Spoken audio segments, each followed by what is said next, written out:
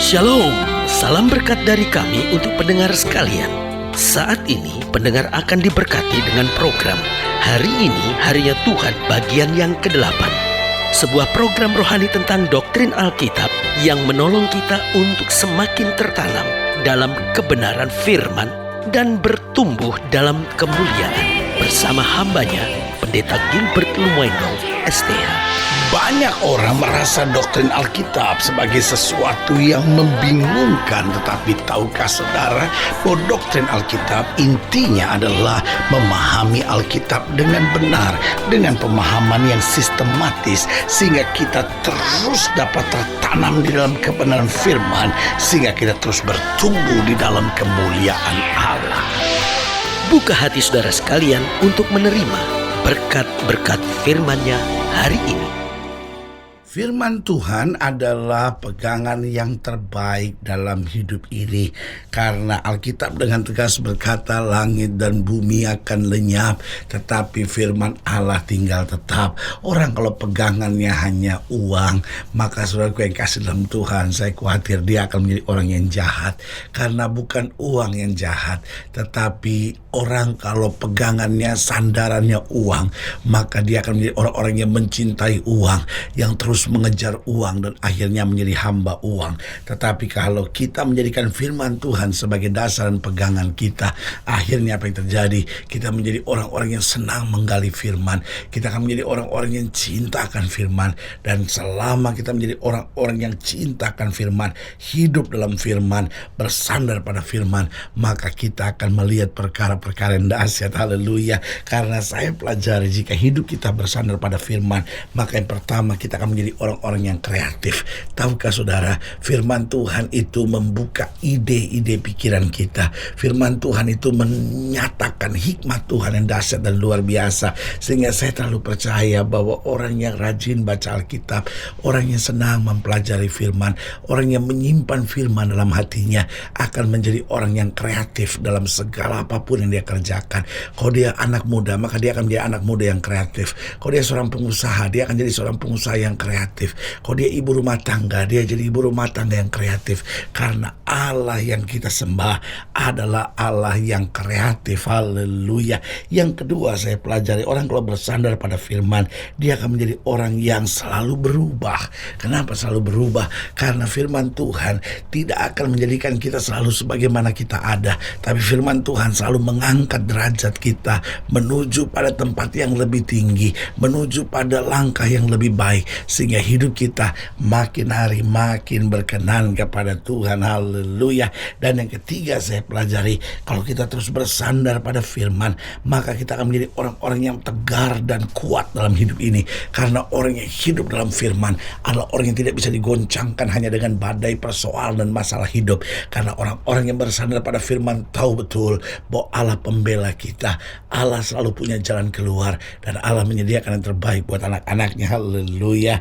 Dan selanjutnya saya pelajari, orang kalau bersandar pada firman Tuhan, maka kita akan menjadi orang-orang yang berhasil. Karena itu Tuhan dengan tegas menyatakan kepada Yosua, bertindaklah hati-hati sesuai dengan seluruh firman, seluruh hukum yang kusampaikan kepadamu, supaya perjalananmu akan beruntung dan apa saja yang kau kerjakan berhasil. Saudaraku yang kekasih dalam Tuhan, jelas orang yang bersandar pada firman tidak akan hidup dalam kegagalan. Kalaupun dia menghadapi kegagalan, dia akan keluar dari kegagalan dan berjalan dalam keberhasilan. Haleluya. Dan selanjutnya yang kelima saya pelajari, kalau kita bersandar pada firman Tuhan, yang pertama kita akan menjadi orang-orang yang kreatif. Yang kedua kita akan menjadi orang-orang yang berubah, makin hari makin menjadi lebih baik. Dan yang ketiga kita akan menjadi orang-orang yang tegar dan kuat. Dan yang keempat kita akan menjadi orang-orang yang berhasil. Dan yang kelima, ini yang paling penting juga, kalau kita selalu bersandar pada firman Tuhan, kita akan menjadi orang yang selalu bersukacita. Karena firman Tuhan memberi sukacita, firman Tuhan memberikan damai sejahtera, dan firman Tuhan membuat hati kita senantiasa berlimpah dengan syukur. Haleluya. Selamat datang dalam program kita Hari Harinya Tuhan, sebuah program rohani yang kembali mengingatkan kepada kita kita. Betapa pentingnya kita menjadikan firman Tuhan sebagai dasar kesalahan hidup kita. Karena selama kita menjadikan firman Tuhan sebagai dasar kesalahan hidup kita, langkah-langkah ke depan kita penuh dengan kepastian, kemenangan, berkat, mujizat, dan perkara-perkara besar. Haleluya. Nah, saudaraku yang kasih dalam Tuhan, dalam program ini kita sedang membahas tentang Tuhan sudah berfirman. Nah, ini luar biasa.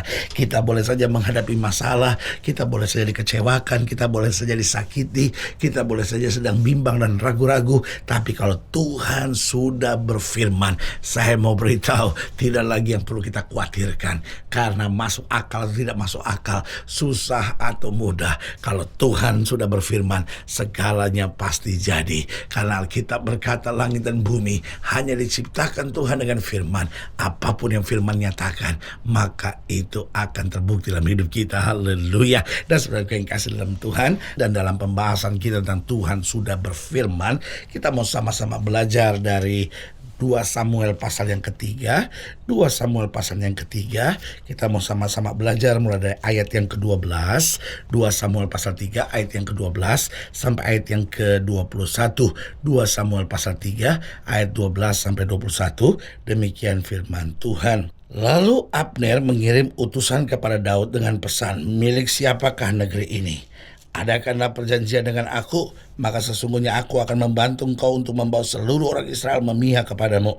Jawab Daud, baik, aku akan mengadakan perjanjian dengan engkau. Hanya satu hal ku minta daripadamu, yakni engkau tidak akan menghadap aku, kecuali jika engkau membawa lebih dahulu Mikal, anak perempuan Saul, apabila engkau datang menghadap aku. Daud mengirim utusan juga kepada Ishbosheth, anak Saul, dengan pesan, berikanlah istriku Mikal yang telah kuperoleh dengan 100 kulit katan orang Filistin. Lalu Ishbosheth menyuruh mengambil perempuan itu daripada suaminya, yakni Paltiel bin Lais, dan suaminya berjalan bersama-sama dengan dia sambil mengikuti dia dengan menangis sampai ke Bahurim. Lalu berkatalah Abner kepadanya, ayo pulanglah. Maka pulanglah ia.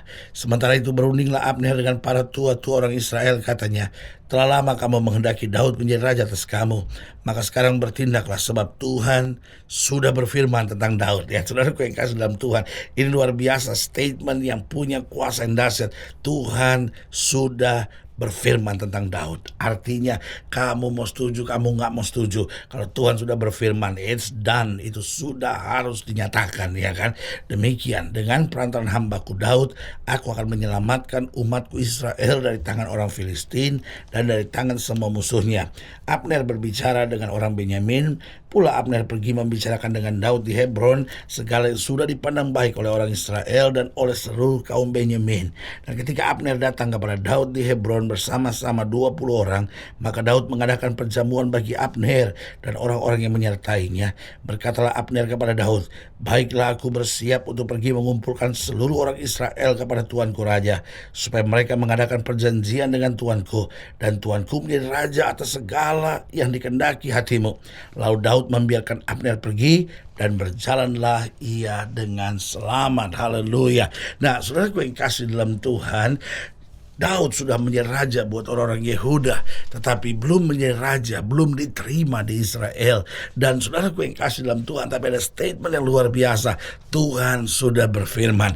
Nah, saudaraku yang kasih dalam Tuhan, saya pelajari kalau Tuhan sudah berfirman, maka yang pertama kita harus mengimaninya meskipun kita belum mengerti, karena firman Tuhan berkata bahwa firman Tuhan itu ya dan amin. Artinya mau saya mengerti atau tidak mengerti, mau saya paham atau saya tidak paham, mau saya setuju atau saya tidak setuju, tapi kalau Tuhan sudah berfirman, Tuhan tidak pernah menunggu persetujuan umatnya.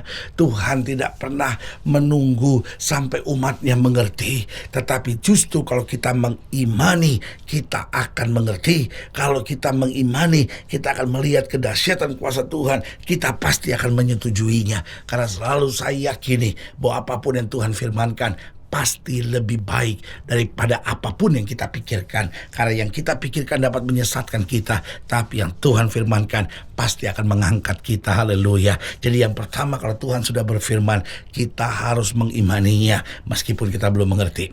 Yang kedua, kalau Tuhan sudah berfirman, kita harus melakukannya meskipun menurut kita sulit. Kadang-kadang Tuhan berfirman, ampuni, kita bilang nggak bisa Tuhan, sebab saya belum bisa ngampuni. Loh, ini bukan soal bisa atau tidak bisa, ini bukan soal sulit atau tidak sulit. Ini bukan soal saya mampu atau tidak mampu. Ini cuma persoalannya saya mau taat atau saya tidak mau taat. Karena waktu saya taat, Roh Kudus sendiri akan beri kemampuan buat kita. Itu sebabnya Paulus berkata begini, kesanggupan kami adalah pekerjaan Allah. Jadi saudaraku yang kasih dalam Tuhan, kalau Tuhan sudah berfirman, kita harus mengimaninya meskipun kita belum mengerti. Yang kedua, kalau Tuhan sudah berfirman, kita harus melakukannya meskipun menurut kita masih sulit.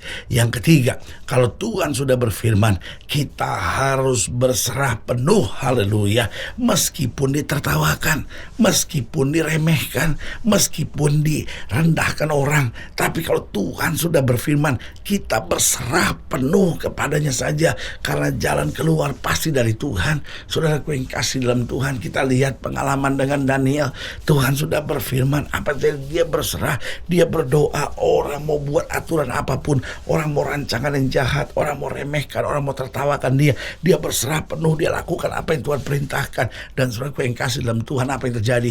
Walaupun dia tetap dibuang ke gua singa, tetapi Tuhan menyelamatkan, haleluya. Dan yang keempat, saya pelajari, kalau Tuhan sudah berfirman, kita harus cepat meninggalkan dosa dan berjalan dalam kebenaran. Kenapa? Karena meskipun Tuhan sudah berfirman, kalau kita masih tetap hidup dalam dosa, kita tidak akan melihat kuasanya dinyatakan. Tetapi waktu kita bertobat, tinggalkan dosa, hidup dalam kebenaran, maka kemuliaannya dinyatakan, haleluya. Saudaraku yang kekasih dalam Tuhan, jika saudara yang dilayani lebih jauh, hubungi kami melalui telepon, hubungi kami melalui surat, kunjungi website kami, karena kami ada untuk membawa Bapak Ibu saudara senantiasa lebih dekat pada Tuhan dan mengalami kasih kuasa mujizat yang luar biasa. Secara khusus melalui program ini juga saya mau berdoa buat setiap saudara yang sakit, setiap saudara yang berbeban berat, karena saya percaya bahwa bagi Allah tidak ada perkara yang mustahil. Nah, saudara-saudara yang didoakan secara khusus, boleh taruh tangan kanan saudara di dada dan kita akan berdoa. Mari kita berdoa. Bapa, dalam nama Yesus, hamba doa buat setiap pendengar sekalian, baik mereka yang berbeban berat, sedang dalam masalah, sedang dalam persoalan, bahkan sedang dalam sakit penyakit. Bapa, hamba berdoa di dalam nama Yesus Tuhan jamah, sehingga anugerah kekuatan, berkat, mujizat, bahkan kesembuhan boleh berlaku. Bahkan juga hamba berdoa buat mereka yang taruh tangan kanannya di dada, Tuhan jamah di dalam nama Yesus, sehingga mereka boleh menerima anugerah, mereka boleh menerima kekuatan, mereka boleh mengalami mujizat. Karena Tuhan sudah berfirman, hal-hal yang baik boleh terus terjadi. Iman kami boleh ditumbuhkan, kami boleh senantiasa menjadi dewasa dan menjadi orang-orang yang hidup dan mencintai firman Tuhan. Di dalam nama Yesus kami berdoa, haleluya, amin. Saudaraku yang kasih dalam Tuhan, kita sudah berdoa. Ingat, Allah tidak pernah lalai menepati janjinya. Inilah saatnya buat kita untuk bangkit, bersemangat, bersuka cita dalam menghadapi segala perkara. Karena kita tahu Yesus hidup, Yesus berkuasa, dan selalu menyediakan yang terbaik buat anak-anaknya. Doa saya menyertai saudara. Sampai berjumpa pada program berikut. Dan jangan lupa, jadikan hari ini harinya Tuhan. Haleluya.